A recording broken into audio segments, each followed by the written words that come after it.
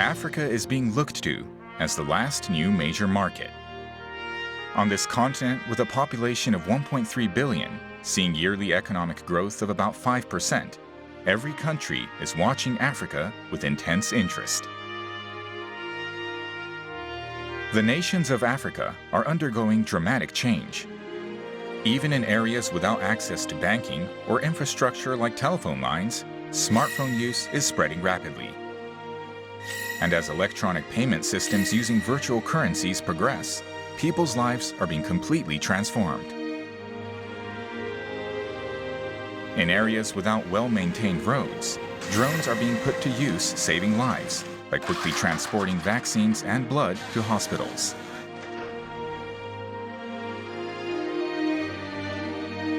Having developed its plentiful natural energy resources, such as oil and natural gas, Africa is looking to the IT and high-tech sectors to create a new engine to power further development in the 21st century and beyond. However, another side of continued population growth is severe food shortages. The income divide between the growing middle class and the poor is a major issue.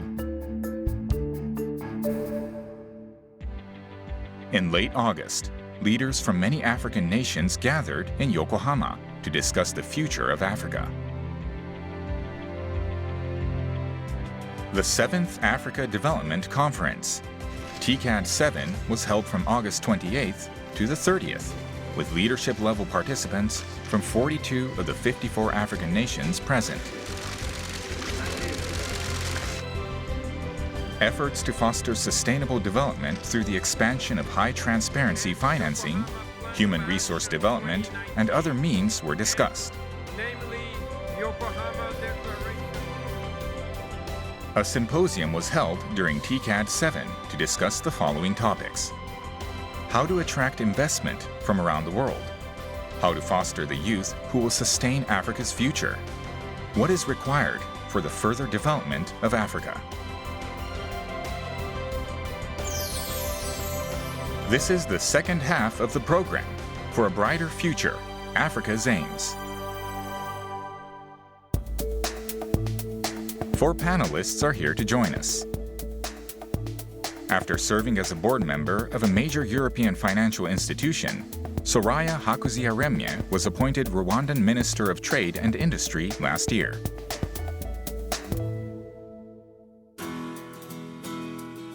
Rwanda is a landlocked country with a population of 12 million. 25 years ago, over 800,000 people were killed as the result of ethnic conflict. Moving forward, the strong leadership of President Paul Kagame helped to overcome the conflict and restore stability to the country. They are now working to become an IT nation and have achieved a high economic growth rate of 6 to 8% per year. Gavi Vaccine Alliance Chairman, Dr. Ngozi Okonjo-Iweala, a Nigerian economist, she served as Minister of Finance and Foreign Minister, and also held an important position at the World Bank. Professor Joseph Stiglitz, who won the Nobel Prize in Economics in 2001, continues to offer advice on how to reduce inequality in each country from an economic perspective. Shinichi Kitaoka is the president of JICA, the leading body for Japan's international cooperative efforts. Dr. Kitaoka, I understand with regards to capacity building and empowerment, JICA is heavily involved in the programs in Rwanda, and you have been to some of the initiatives and projects during your last visit to Rwanda, I understand.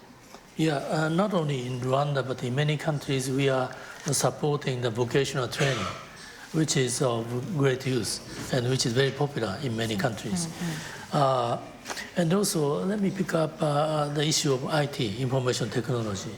Rwanda, as I have a great admiration for what Rwanda is doing. Rwanda has a very good balance between IT and agriculture and other industry.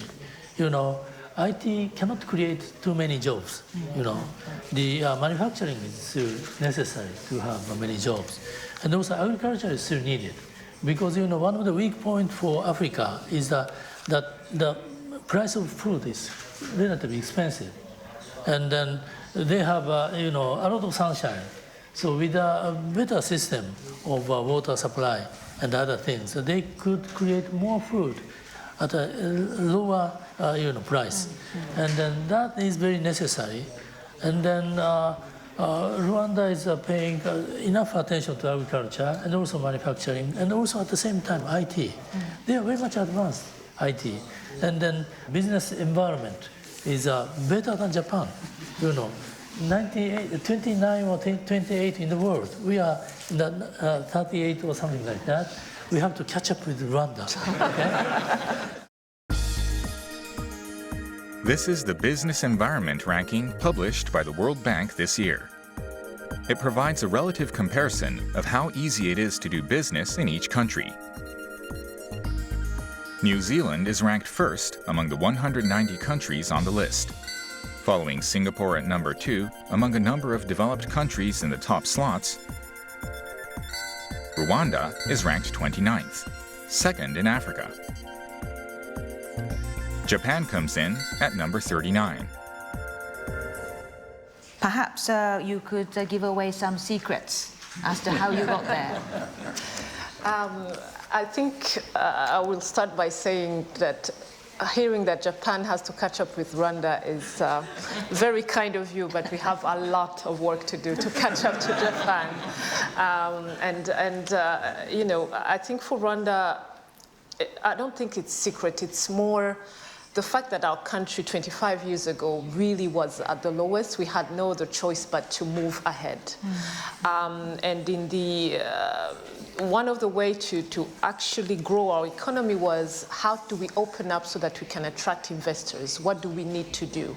And we started by putting in place reforms, be it on land registration, access to credit, you know, so that we can make our business environment the most attractive possible, so that we can attract investors in sectors where we needed expertise and where we needed also capital. How we included women, it's through reforms and seeing results of the reforms and being consistent with the reforms and very rigorous in choices that we make. And I think now that we are in the top 30, we have now additional pressure to remain in the top 30 in the world and still keep on that momentum, which is something that we hope to continue achieving as we learn also from our partners on how to improve in the different areas where we still need to see progress. While you may think Rwanda wants to learn from Japanese businesses, some local Japanese municipalities are paying close attention to Rwanda's efforts to become an IT nation. One of these municipalities is the city of Kobe. Since the mayor visited Rwanda in 2016, he has been actively promoting economic exchange. To date, the city of Kobe has provided assistance enabling over 40 small and medium-sized businesses to visit Rwanda and other African nations. These efforts have borne fruit in the form of partnerships with local companies in Africa and Japanese companies starting business ventures in Rwanda. 神戸は1995年に震災があっただろうと。で我々は94年にジェノサイドがあったんだ。そういう種類は違うけど非常に悲しい大きな出来事からこう立ち上がろうという意味ではですね、同じ同士だというようなお話をされたことがあってですね、なるほどなというかこう非常にこう感動した覚えがあります。This company in Kobe has already started a business in Rwanda. They are developing IoT applications that can manage various equipment using different sensors and are easy to adopt for even small or medium-sized companies. もっと成長する市場っていうところに可能性を探りたかったんですよね。でその時にアフリカでかつ農業、国家でもある、ルワンダに行って何かできないかなっていうふうに考えて参加したっていう感じですね。In January of 2019, the IT company started selling a system that helps control temperature and humidity to coffee farmers in Rwanda, allowing them to work efficiently. They also started a business that purchases local coffee directly for sale in Japan.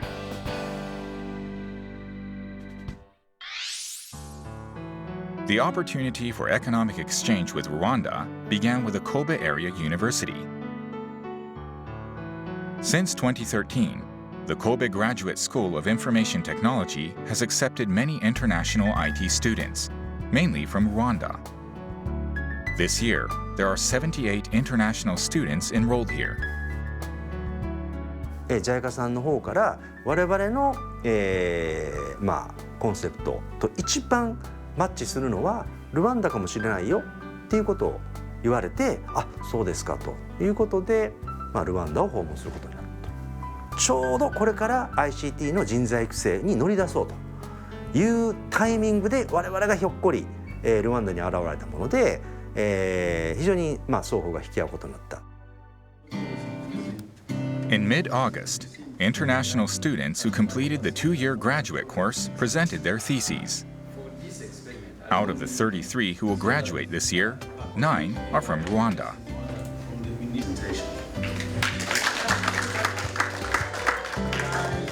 After graduation in this September, I have internship for 3 months in the company called Momori Limited.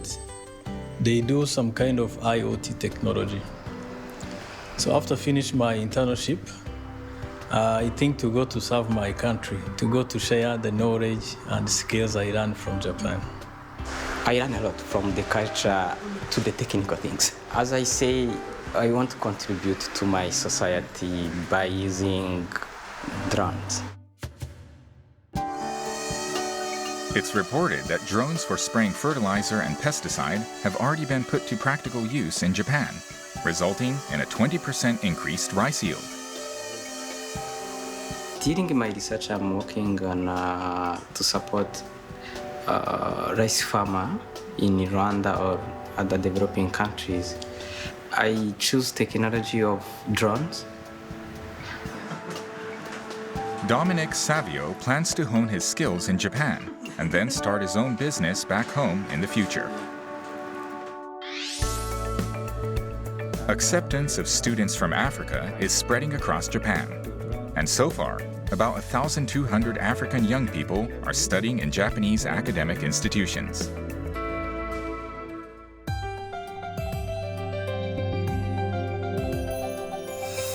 Dr. Okonjo, you must be in your capacity as at the Gavi. One of the concerns that you might have would be like the nutrition and the public health aspect of the people of Africa. What do you see as the challenges ahead? Good health is good politics, but good health is also good economics. So we need to learn on the continent that having a healthy population is fundamental to growth and economic development. And I think we are getting there, but we are not home free yet. You know, we need to convince all our finance ministers that, allocating adequate resources to the health sector is important. We need to generate more domestic resources to put into health. Health financing in a sustainable way is good. And I think that if we pay attention to things like immunization, that can provide a real good platform for universal health coverage. Why do I say that? Immunization prevents, it's a preventative measure. If you can get all your children immunized at a very good rate of return, every $1 invested in immunization returns $54 in lifetime benefits. So I think getting the realization that we need to do this can create that kind of platform that will enable us to have a healthy population. We also have the logistics, we have the cold chain. Gavi Vaccine Alliance is an international organization established in 2000 that provides a variety of assistance to help children around the world get vaccinated. With more than 500 million children vaccinated to date, it is estimated that more than 7 million lives have been saved.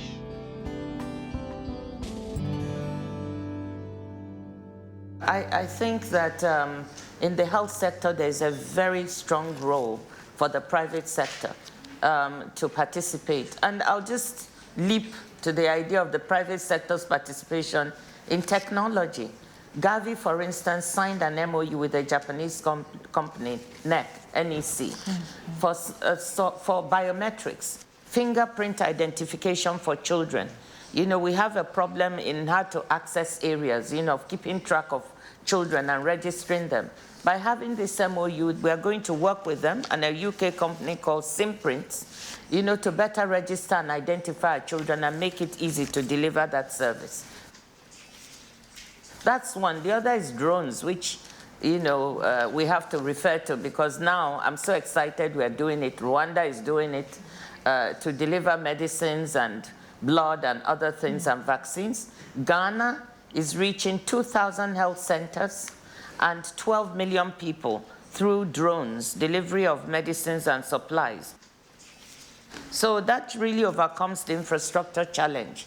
So I think just on the technology side, there's a strong role for private sector to play. With the concept of human security, we are focusing on the health, education, and agriculture. These are very important. These are what we did. As was agreed in the G20 meeting this year, they agreed on the necessity of providing education for 12 years, not only elementary education, but only 12 years for all boys and girls and women. Of quality education. Yes. Because, you know, in the year of digital divide, everyone has to be equipped with some education, higher education than elementary education. Otherwise, we cannot compete with others. Therefore, kind of a better approach to this kind of thing is necessary. And also in agriculture, we are focusing on better nutrition, which was started 3 years ago, IFNA, Initiative for Nutrition in Africa. Rather than, in the past, we are very much interested in providing food, overcoming the hunger. But now it's beyond that. We have to provide the better nutrition.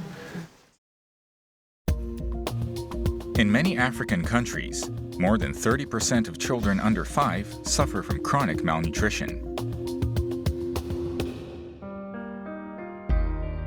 To combat this problem, in 2016, African nations and 10 international organizations, including JICA, came together to launch the Initiative for Food and Nutrition Security in Africa, or IFNA.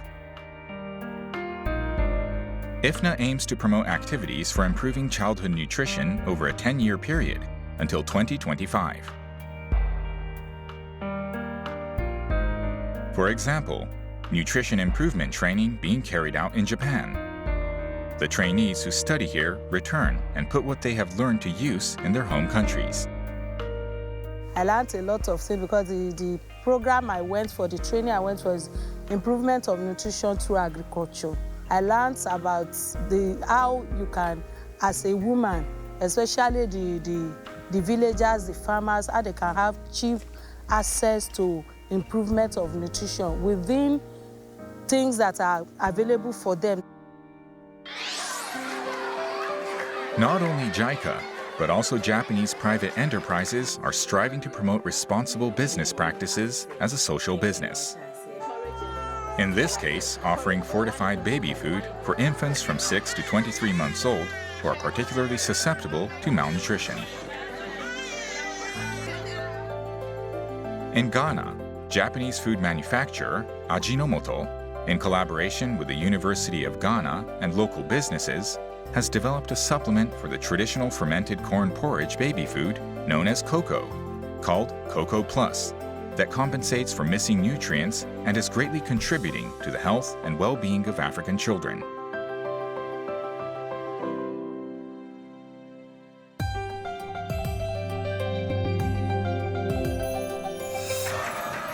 While Africa looks for support and investment, the international community seeks the political stability that comes with democracy. However, many countries there remain unstable and susceptible to civil war, so the bar for expansion and investment in Africa still remains high. And we say today that there is a shift from aid to trade and investment. But how crucial is governance? How crucial is governance going to be to make that happen? Well, I think governance is paramount. And everybody agrees that without good governance, you can't really have good sustainable development. Very often when we talk about corruption, we focus on the very salacious aspects and you know, the punitive aspects.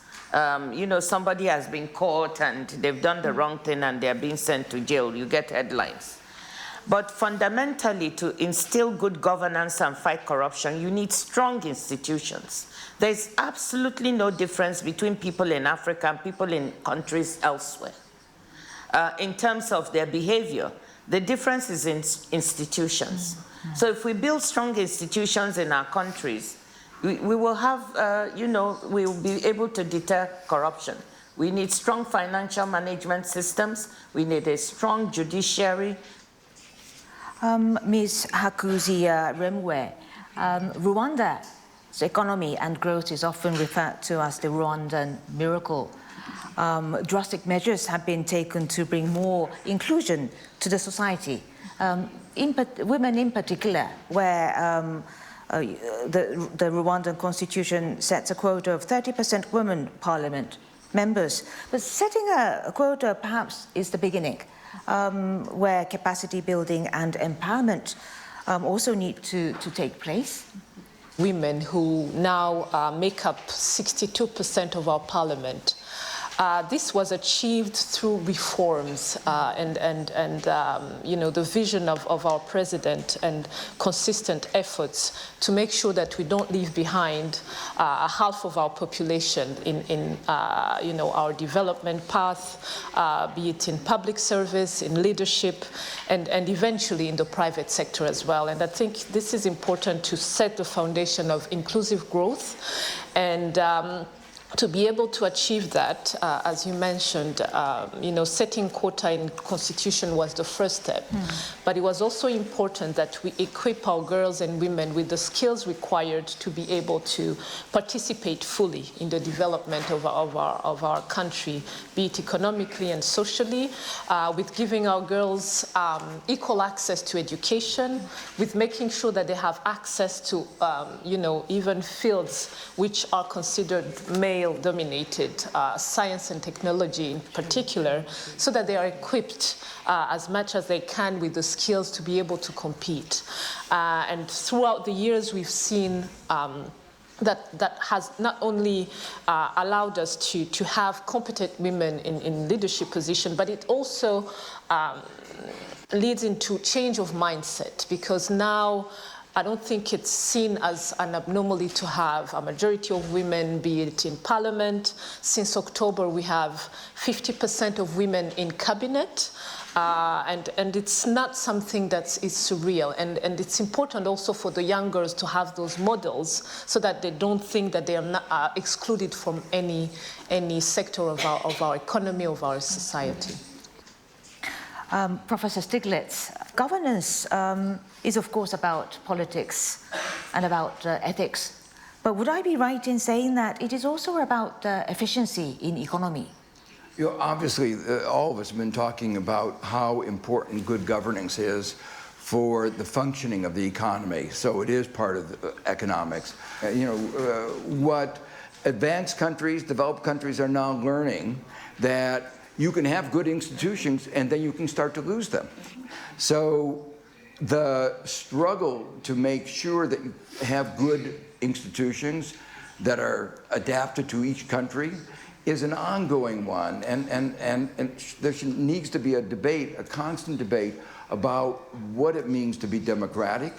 How do you have inclusivity? If you have a society that excludes 50% of the population, that's not really democratic. If you have a society that excludes minorities, that's not really democratic. So all of us ought to be engaged in this kind of a dialogue of how to create transparent, good institutions that are inclusive of all of our societies.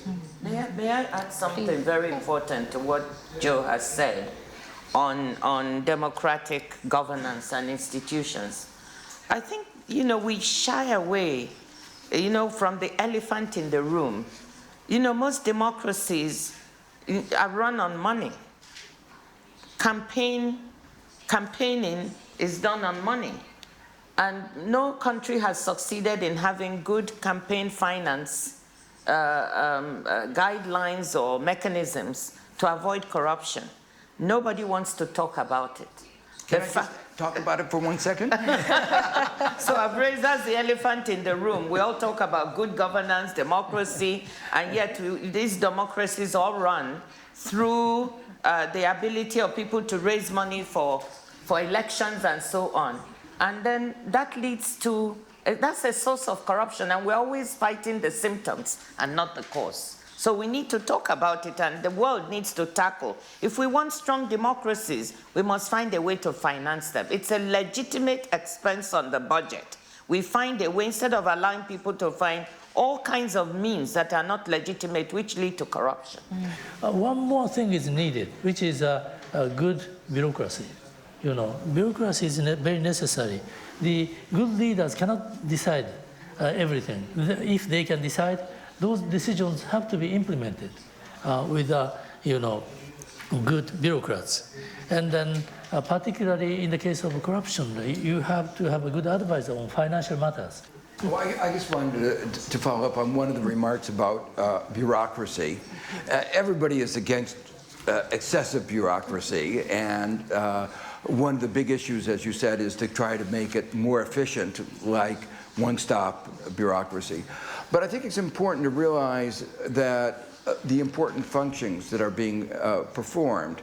And so creating the right regulatory framework, which requires some bureaucracy, but a limited bureaucracy, is necessary if Africa is going to grow. Anybody like to make any follow-up comments? What about you? I think that good governance will contribute, and I also am an Africa optimist. I have great hope, because when I see the young people we have today, and even the young set of policymakers, it gives me a lot of hope. I think that good governance, we are making progress. We have to do a lot more. I would say optimism, resilience, and determination have been one of the key successes we've had. Thank you. Today's discussion gave us a glimpse into Africa, that is really a very diverse continent. And as the continent grows, we will keep our eyes on not just the speed of the growth, but its quality. And a shift is happening in how we engage Africa. The buzzword today seems to be from aid to investment.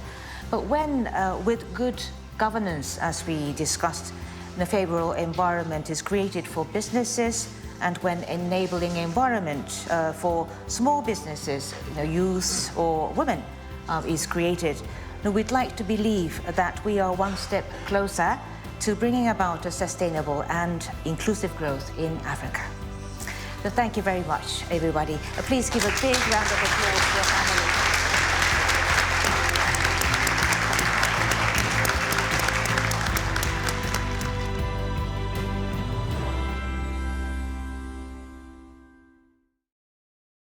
This program was made possible by the Japan International Cooperation Agency, JICA.